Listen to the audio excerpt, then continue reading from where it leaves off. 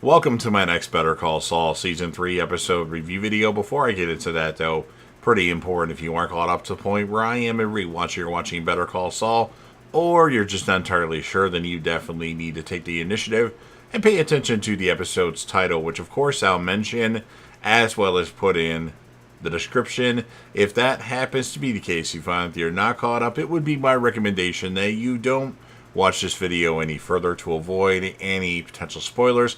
And for all of you out there that are wondering, I've already seen Better Call Saul all the way through at least one time. I binged most of it, so I didn't necessarily let it resonate to a degree, although I remember a lot about it because it wasn't long ago. But I wanted to revisit the show and rewatch it to see where it ranks on my all-time favorite TV shows of all time. It's pretty high. It could be as high as 6th and maybe as low as 12th. I don't know where I'm going to settle on that, but I wanted to rewatch the show. And for all of you that are wondering, I actually did review videos of Season 6 of Better Call Saul when it was actually airing live. So if you want to check those out, and assuming you've seen every single episode of Better Call Saul, you can click right here with about 20 seconds left to go in the video. That's the end screen, and that'll be the link to my Better Call Saul Season 6 episode review playlist. And of course, click right here, 20 seconds left, Breaking Bad, all the reviews, all the rankings of Breaking Bad. Seasons ranked, characters ranked, episodes ranked, and more. So enjoy all that. And with all that said, this will be Better Call Saul, Season 3, Episode 8. The title of this episode is called Slip.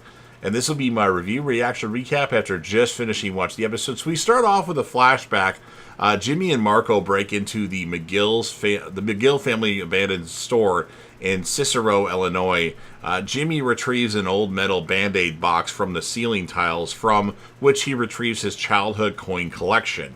He finds an Indian head penny that he hopes to use in a con game.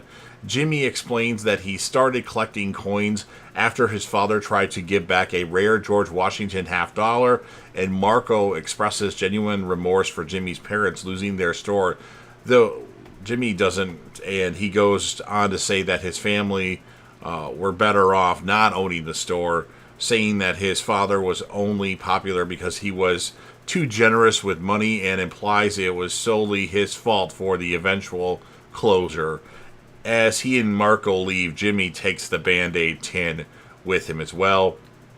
We have Mike driving to the site of a truck robbery and retrieves a metal detector and shovel from his trunk. He uses these instruments along with the information supplied by Nacho to find the body of that Good Samaritan killed by Hector Salamanca after the robbery, and then Mike anonymously reports the body to the tribal police. Chuck meets with Dr. Cruz, seeking to confront his EHS delusion and live a normal life again. Chuck is eager to recover quickly, but Dr. Cruz cautions him not to push himself too far. Chuck explains that he had a public incident which caused him to realize that his condition was in his head, and implies that the resulting epiphany caused him to reconsider his behavior. Meanwhile, while preparing to film another commercial at the music store, Jimmy gets into a disagreement with the store owners about pricing when they refuse to pay him. Jimmy instructs Marshall to keep his camera rolling and pointed at him. Jimmy drops a drumstick to the ground, and after confirming the owners refuse to pay, slips on the drumstick, falling flat on his back. He then begins his blackmail scheme. Gotta hurt, though. While Kim is at lunch with Kevin and Paige, she sees Howard Hamlin showing up with clients from HHM. Howard makes passive-aggressive small talk with Kim and her party and mentions her being in Doc Review. In response, she writes out a check to Howard for the amount of money covering her law school loans and presents it to him with similar passive-aggressive interruption. After lunch, Howard confronts Kim and reveals that he has been forced to deal with the fallout from Chuck's performance at Jimmy's bar hearing. Kim points out that Howard withheld information about Chuck's condition from HHM's clients, and Howard angrily rips up the check, telling Kim that her debt is forgiven, but nothing else. Nacho goes into his father's upholstery shop and crushes ibuprofen tablets into a fine powder, which he loads into the empty capsules that Daniel supplied him. He then practices slipping the pill bottle into a coat pocket. When his father shows up in the morning, Nacho claims he came to work early to check on invoices. Chuck decides that he needs to confront his EHS on his own. To that end, he walks to the local supermarket without any protection, no space blanket, no space coat. Though the EHS does seem to kick in, Chuck manages to complete his shopping without incident.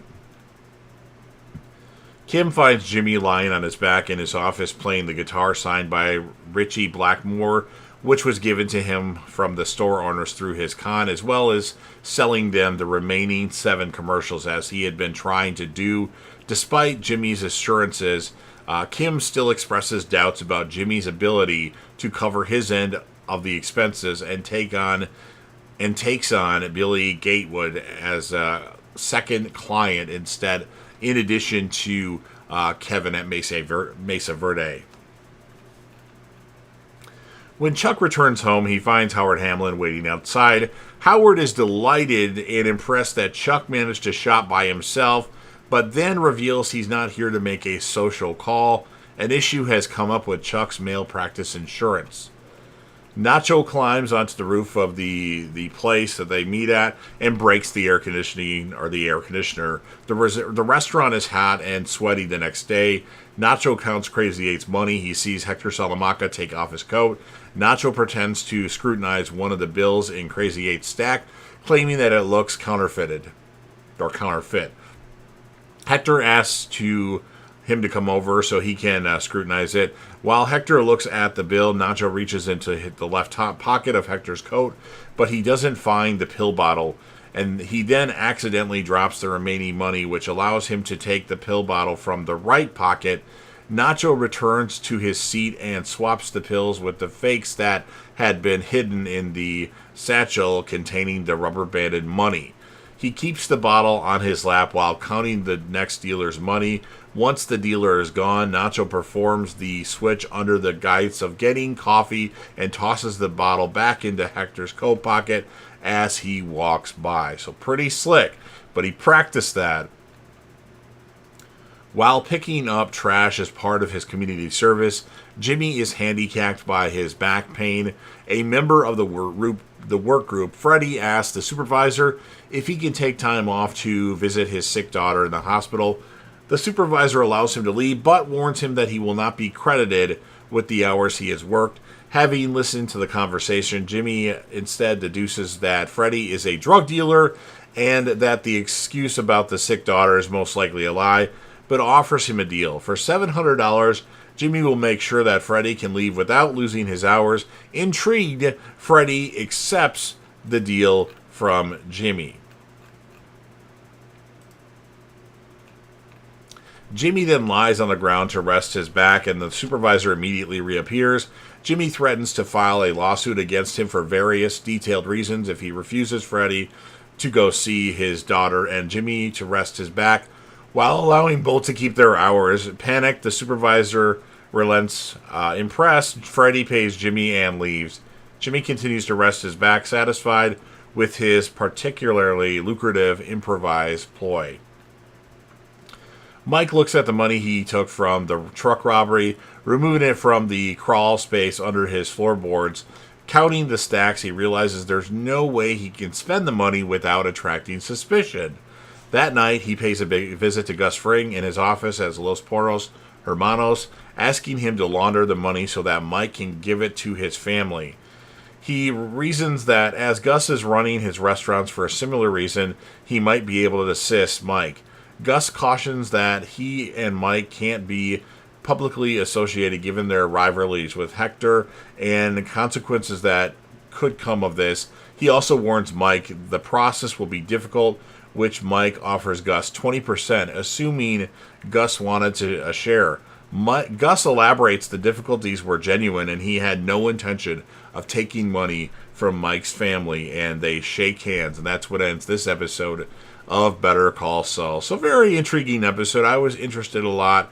I wish we would have saw more of Jimmy when he slipped on his back on purpose. We would have saw what happened after that instead of just seeing the end, like the result. So I'm going to give this episode an 8.7 out of 10. And the characters of the episode, well, I got to go with Nacho for, practicing putting that pill bottle in the coat pocket and then actually going through with the plan and having it succeed. And, of course, Kim for ripping up the check and trying to one-up Howard Hamlet. So you've heard everything that I have to say.